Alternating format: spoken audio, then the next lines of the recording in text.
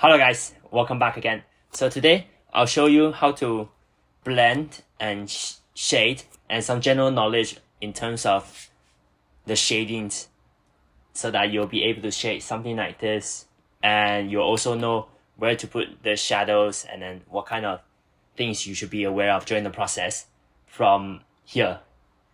And about 6 months ago, I started to learn shadings, and at that time it was a massive jump for me. I finally went through the gestures, hair, line arts, and then I know how to color the base color using selection tool.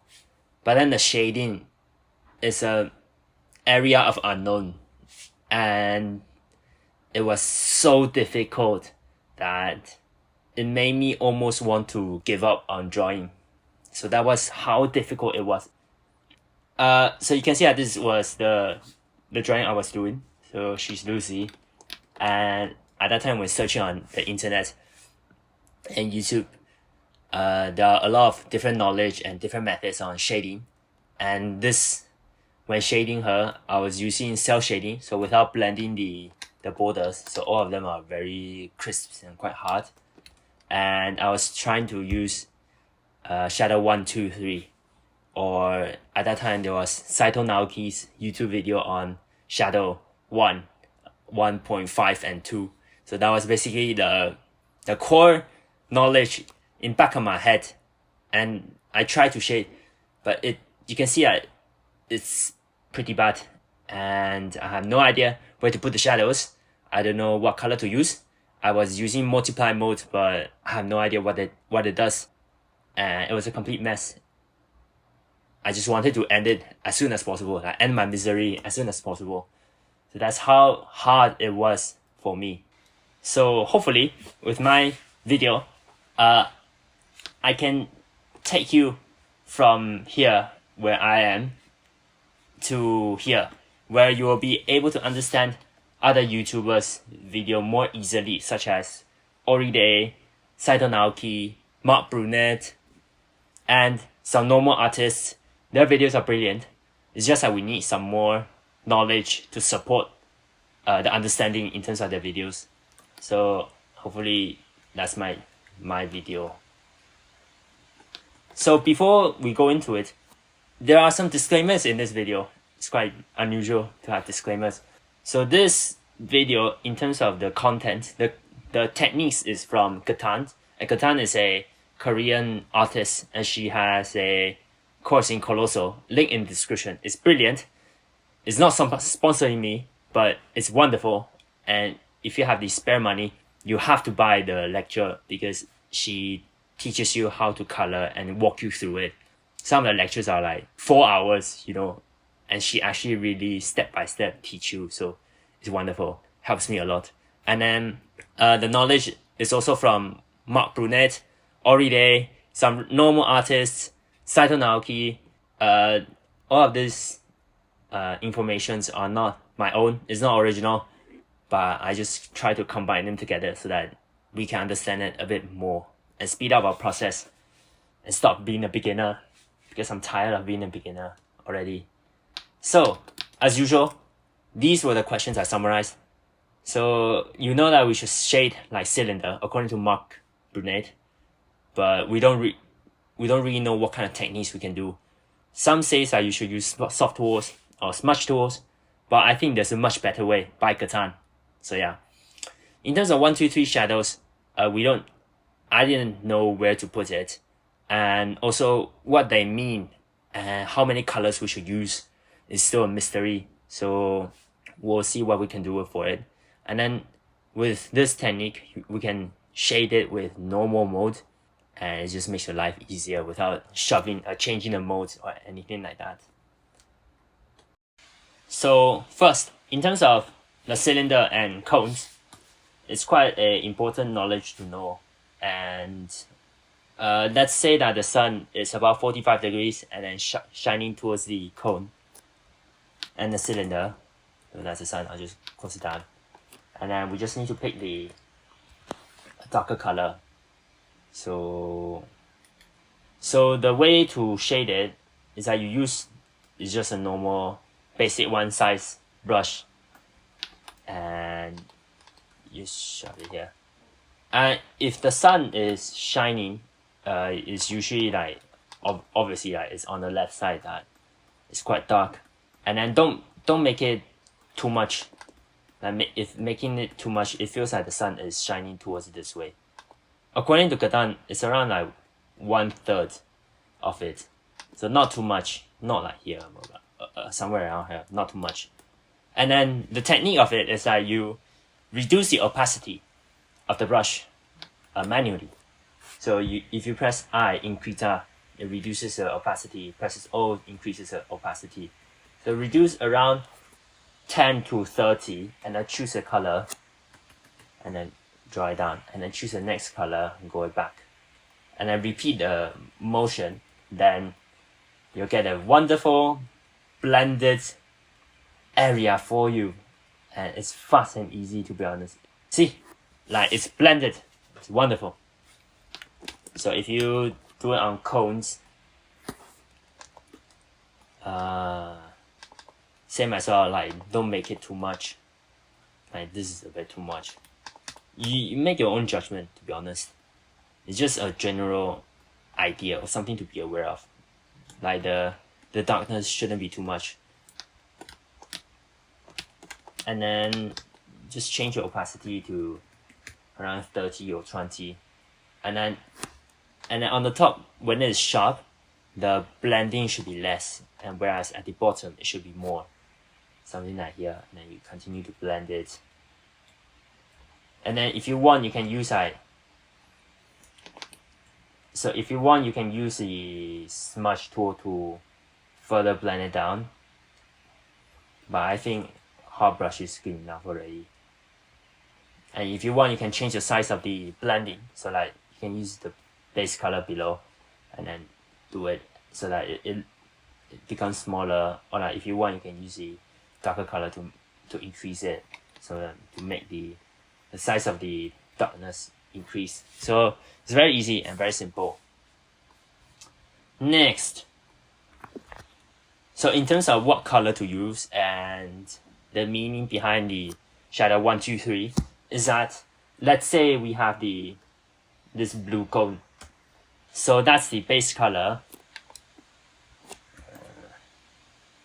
There you go. So with 1, 2, 3 shadows, it means that you have different darkness of shadow. And if you think like more in depth, it means that you only need 3 different colors, like 3 darker colors compared to midtones, and that's generally the 99% of your blendings and shadings. And that sounds very good, isn't it? And that sounds like it's simplified and very easy, very happy. So, but when we start selecting it, I think that it will be a very good idea if we select the middle one first. The reason behind it is that if you select something in between, then you just find another color that is between the 2 and base color, then that will be your shadow 1, which is the lightest shadow, and then choose something that is darker than 2 will be your 3rd shadow. Just makes your process easier to choose. Okay, so what color to choose? In terms of what color to choose, according to Mark Brunette and Gatan, we want to try to find a color that is about 1/3 or about half. So about from here, we're here, right? About half to 1/3 of the area below. And then around it, just search some colors somewhere here or somewhere here to find a color that suits it. So you just try it on. I think, to be honest, I think this color is not bad. Or you can just go to the left. I think this one is better. So probably we'll just go for this one. My general thumb is that when you choose a color, go down like half to 1/3 of the value, and then go a little bit left or right to choose a nice color. At this point, some of the videos will show that you want to add some coldness or warmth into the shadow. Then that means you should change the hue. So if you want to increase some warmth, go left towards the redness. So since our color is here, we go a bit left. Then it will give the color a bit more greenness. It just looks a bit more warm.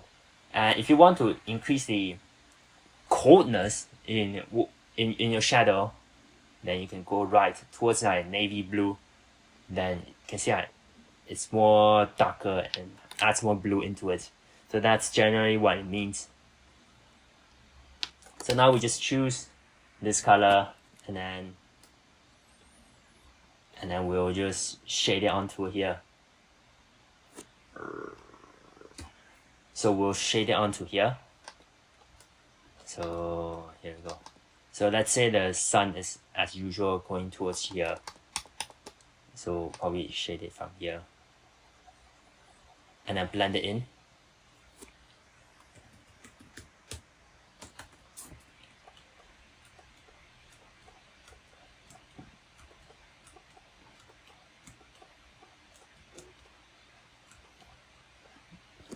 Okay, good. And then go back. And then now we have like it being nicely blended.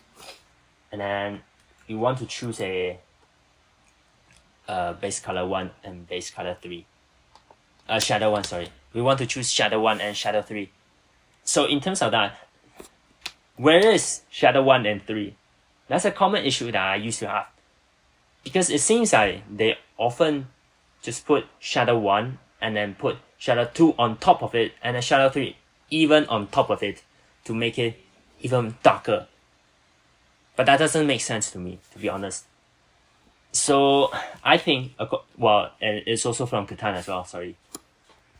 So well, it's something I learned from Gatan. And I think what she mentioned is probably what shadow 1, 2, 3 truly means. So when you have a light,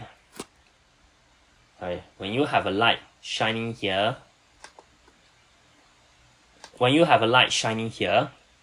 we know that this is darker. And then if it goes even further, even towards the left, it will be even darker, right? It makes sense, right?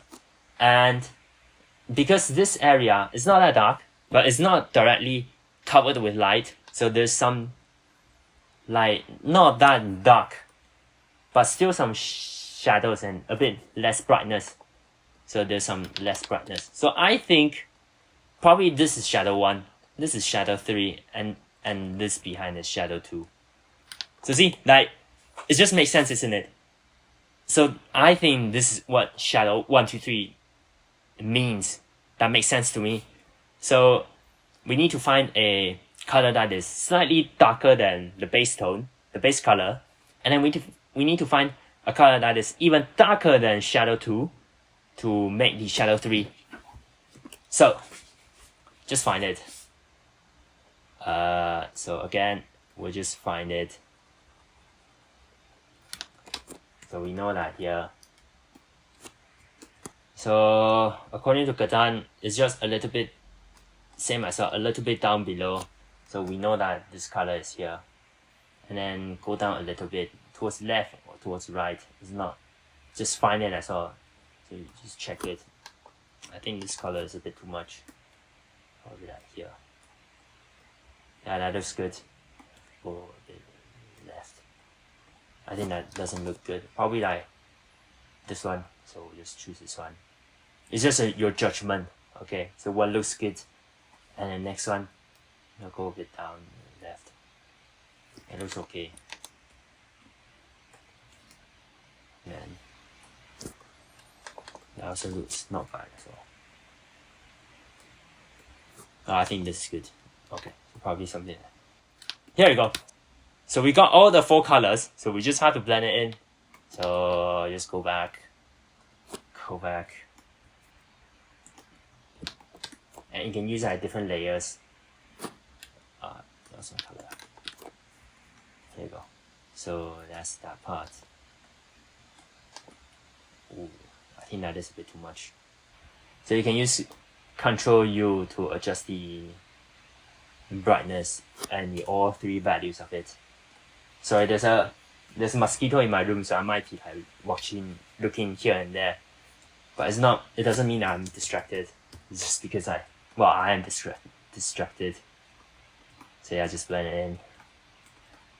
Sorry, and then and then that color. Yeah, there you go.